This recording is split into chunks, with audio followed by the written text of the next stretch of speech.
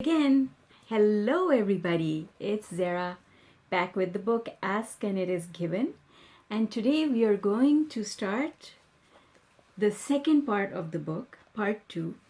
The first part of the book talks about the basis of the law of attraction, and it lays the foundation for really understanding how law of attraction works. Part 2 is about processes. Processes are for our exercises. Processes are exercises that we can do either on a regular daily basis or we do them whenever we need to do them. They serve two purposes. The first purpose that processes serve is to remove negative beliefs. And the second purpose that they serve is to take us up the emotional scale. So those are the two purposes for doing these processes. And today what we're going to do is we're not actually going to start processes. We're just going to cover the introduction to the processes because there's some really important information in the introduction that's going to clarify how to use the processes. So to start with, Abraham wants us to remember the things that they wanted us to learn from part 1. And I'm just going to read those out in summary. So Abraham says, you now remember that you are an extension of source energy. So that's the first thing. It's a summary of part 1. These are the things that we learned in part 1. Number 1, we are source energy.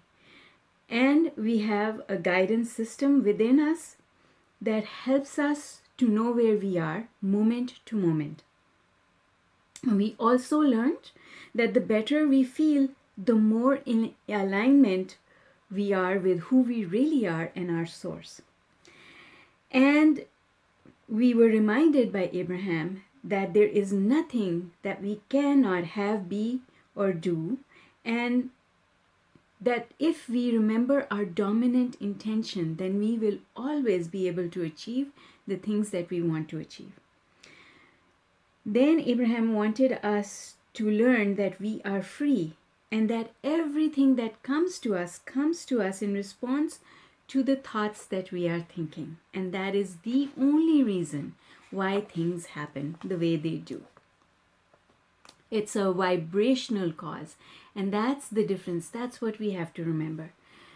Abraham wants us to learn that whether we are thinking about our past or our present or our future, we are offering a vibration that equals our point of attraction. So on the emotional scale, all the emotions are points of attraction. And the emotion that we are vibrating from creates our point of attraction, meaning that wherever we are on the scale, that's where we attract things from this field of all possibilities. So even though there are all possibilities that exist at the same time, we can only have access to those possibilities that correspond to our emotion. So those ones that are vibrating over here. So unless we go up the emotional scale and now we are vibrating at the same level as the possibilities that are vibrating at the level of joy, only then can we manifest those. Okay, so then Abraham wanted us to learn that law of attraction is always fair. It's not about people getting whether they deserve or do not deserve. Whatever anybody gets in life is because of the way they are vibrating. Because law of attraction is exact and will deliver to us that which is an exact match to whatever it is we are vibrating or feeling emotionally. Okay, so then the next thing is that Abraham wants us to learn that well-being is the basis of our world. And that unless we are doing something, what happened? Okay. And unless we are doing something that is disallowing it, then well-being will be our experience. and that there is no dark switch and there is no source of evil. Those were the things that we covered in the preceding chapters in part 1. And from there now we are moving into part 2, and Abraham is asking us this question, and it's really, really important. Abraham says, if your current life is pleasing you in every way, then you may have no reason to read further. So if you're happy with the way you're living your life, stop now, and there's no need for you to go further into this book. However, if there is something that needs improvement, then this section of the book is going to help us to accomplish that improvement. As soon as we complete the reading of this book, it is possible in that much time to accomplish the improvement that we want to accomplish. You see, it's only a habit of thought. Abraham uses these words, habit of thought. We have a habit for the way we think our thoughts. So for most people, their thoughts will take them negative or positive in a habitual manner. It's like when you get into the car and you just go on your autopilot, the route that you follow every day. That's what we do while we are thinking our thoughts. So your habit of resistant thought is the only thing that ever keeps you from allowing the things that you desire. If you do not do something that causes a different vibrational offering, then nothing in your experience can change. So part 2 has all the processes or exercises that we can do in order to change our vibration, improve it for the better, so that we can start attracting better outcomes. The processes on the following pages have been designed to help you gradually release any patterns of resistance, or another way to say that is release negative beliefs that are holding us back. And in the same way that you did not develop your resistant patterns all at once, you will not release them all at once. And that is really, really important to understand. As I interact with people who are trying to learn law of attraction, as I coach people who come to me because they need help with something specific, the one thing that I always try and instill is the fact that you don't look for the results. Do not look for the results. Don't say, okay, I'm going to do this process and now things are going to change. And then tomorrow you start looking for that improvement. Because the minute you start looking for the improvement, you push the improvement away. That is at the basis of law of attraction. You have to do the vibrational work. You have to do the exercises that are in this book without looking for the improvement, but expecting that. What are you going to expect? Expect that the improvement will sneak up on you while you are not looking. And it will surprise you. That's the way to do this work. All right. So a suggestion for utilizing these processes, Abraham says, as you read through the processes, if they hold any immediate value for you, you will feel a strong impulse to perform them. And that's how you choose which process you want to do. You start the process, you read through it, maybe you even try it once or twice. You will feel whether or not it's causing a vibrational improvement inside you, because if it helps you to feel better, then that is the process that you should do. But there are processes that when you do them might make you feel even worse. And the reason that happens is that if you are too far away, so let's say that the process has a set point. So every process, every exercise also has a set point. Or another way to say that is every process in the book has its own emotional scale. It's at a place on the emotional scale. So if you're over here and you pick up a process that's meant to be over here and you don't close this gap, that process is going to make you feel worse. And if any process makes you feel worse, that doesn't mean that there's anything wrong with the process, and it does not mean that there's anything wrong with you. All it means is that you are not ready at that point in time for that process. And I can tell you from my own experience that I have gone back to the book and picked up processes. Maybe the first time I went through the book, I maybe picked up 2 or 3 processes out of the 22 in this list that I did.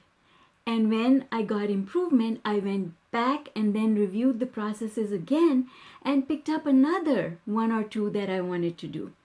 So just go through the processes gently and pick up those ones that resonate with you. And when you do them, that you find improvement with them.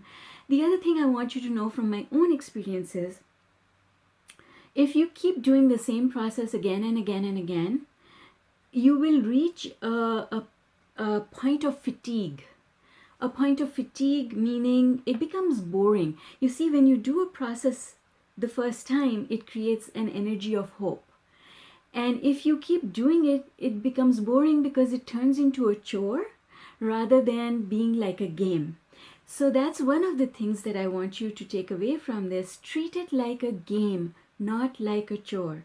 If it feels like a chore, stop and move on to another process, or just stop completely and come back to the book at a later point in time. Do not make these exercises into chores that need to be done, because the feeling of doing a chore because you have to get through it is not a very high vibration. Okay, so if it starts feeling weighty, if it starts feeling like, oh, I can't bring myself to do it, don't do it. Don't push yourself through it. Make slight changes, because there are things that you can do on a daily basis that will help you move up the emotional scale regardless. The processes just hasten the time it takes to go up the emotional scale. So they make it easier and faster to go up the emotional scale, but there's so many other ways to accomplish exactly that. Choose any process at random. Sorry. Abraham says, choose any process at random, perform it, and receive noticeable benefits from it. For every process in this book will assist you in releasing resistance and raising your vibration. Okay, so then Abraham says there are no hard and fast rules about which specific process is best for you to apply to which specific experience right now, which is the same thing as what I said before. Just pick up whatever resonates. Okay. So then Abraham goes back to that analogy that we looked at maybe in the last chapter or the one before that, of the car hitting the tree.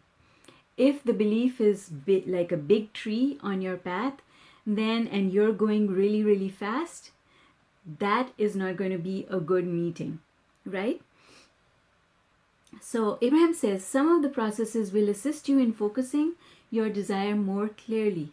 So becoming clear-minded, because when you're clear-minded, you make better decisions for yourself. And when you make better decisions, your life improves. Okay, but if for whatever reason you are in the midst of offering a great deal of resistance, then a process that would cause you to summon even more energy would actually be counterproductive to you.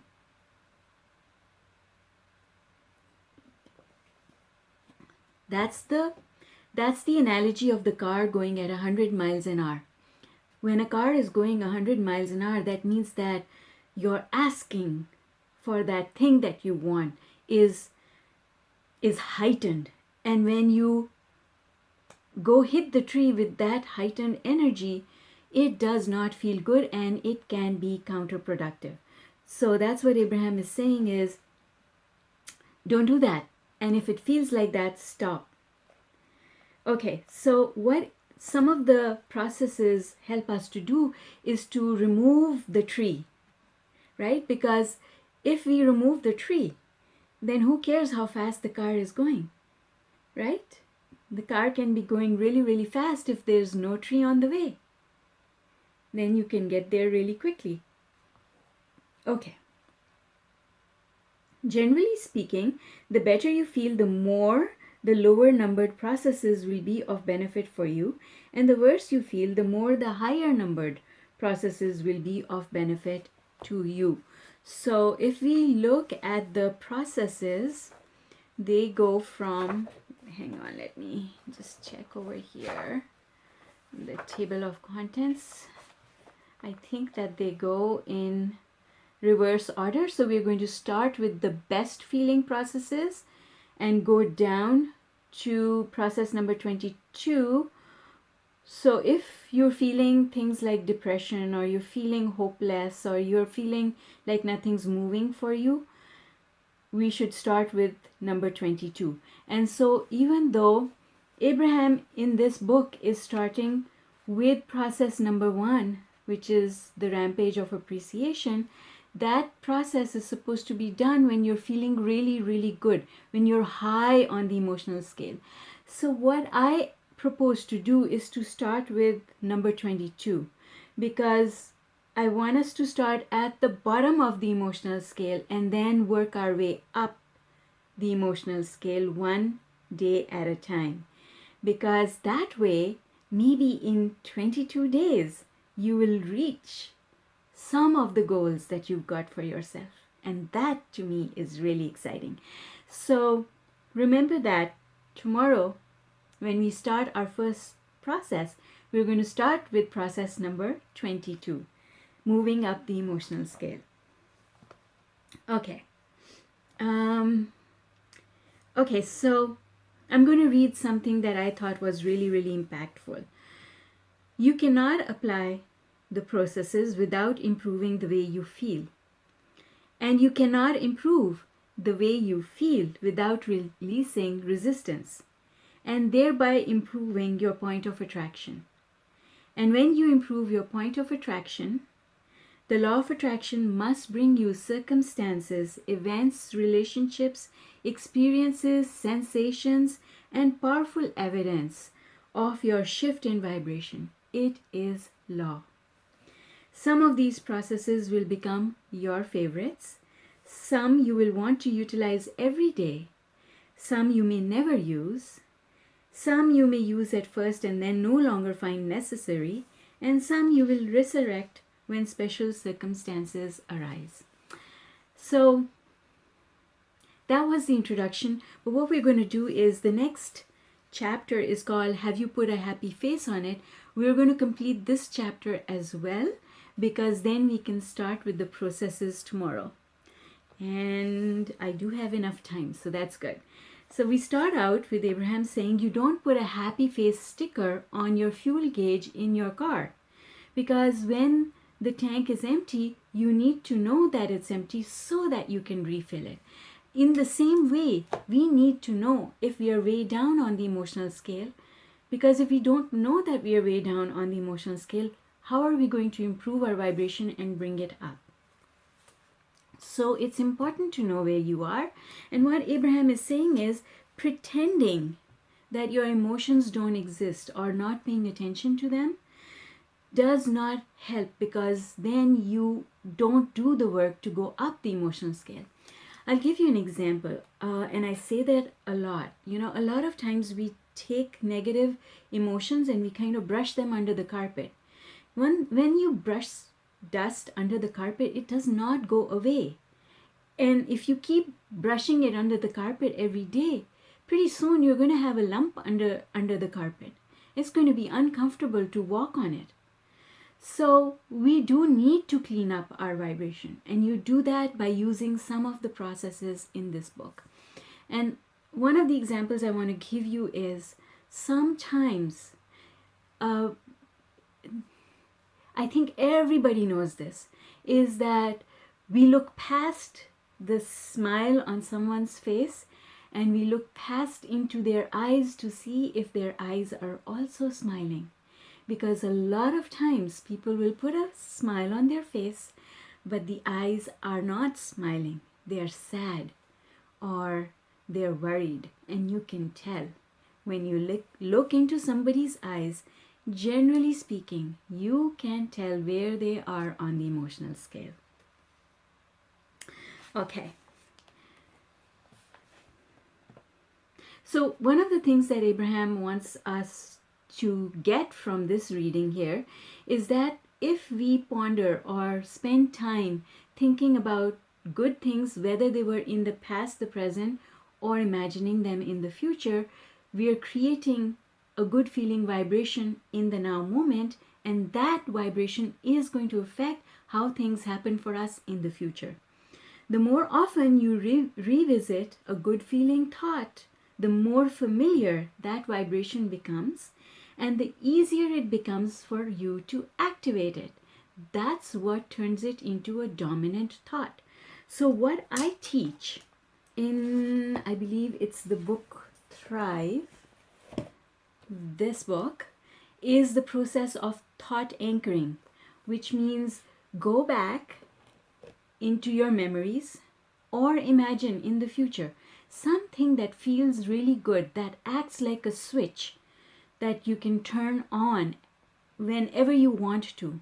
Because soon as you visit that memory, the vibration that it creates is so good feeling that you immediately start generating a better vibration regardless of where you are in your now. So let's say that someone says something to you and now you're not feeling good about it. Well, all you have to do is, if you've already practiced a memory, I call it the thought anchor. So if you have a couple of thought anchors, you can go back to them. One of my thought anchors, and I think I showed this to people in one of my videos, was being with my father on my graduation. Another really wonderful thought anchor for me is this over here. So this is a picture of me with my class fellows on our reunion in Turkey, and we had such a good time. And so going back to when that picture was taken and that whole trip is a wonderful thought anchor for me, because I can, as soon as I look at that, it makes me feel happy regardless of what that person just said to me. So all I have to do is set that thought of that person who was annoying or irritating or whatever, whoever they were, doesn't matter. All I have to do is just choose to set that aside and pick this up. And when I do that, it just feels good, because the joy in this picture was just, it was amazing. And I know that all of us can find those pictures. I have pictures of my children, so every picture in this room is meaningful to me at a personal level. It is an event captured in time that when I look at that picture takes me right back there and gives me goosebumps. Feels so good. So the universe responds to the way you're feeling. It doesn't care whether you're responding to a memory or if it's responding to something that you're imagining. So imagining is that process of visualization, and going back is the process of remembering something that was joyful. Both of them can be your thought anchors. Okay, so it is far easier. So that's the other thing that Abraham wants us to know, is it is far easier to learn how to control negative momentum before it gets started. So if we could just learn to spend most of our time up here in the top part of the emotional scale, then we would never get negative momentum started in our lives. Okay, so then Abraham talks about how trying to control other people or circumstances actually takes us towards the negative side. And so if you feel that you're doing that, stop and don't go there. All right, now this is an important thing. Abraham says that a lot of times people ask, why do I have such a hard time controlling my thoughts? And it is invariably because people try to make too big a jump. when they're feeling disappointed or discouraged or in depression, they try to feel happy instead of trying to pick a better feeling thought. And we did this. We went over this in one of the past chapters where we learned that you go up the emotional scale step by step by step in order to be stable at every step. If you try and make a vibrational jump, for most people, that vibrational jump is what we call a quantum leap.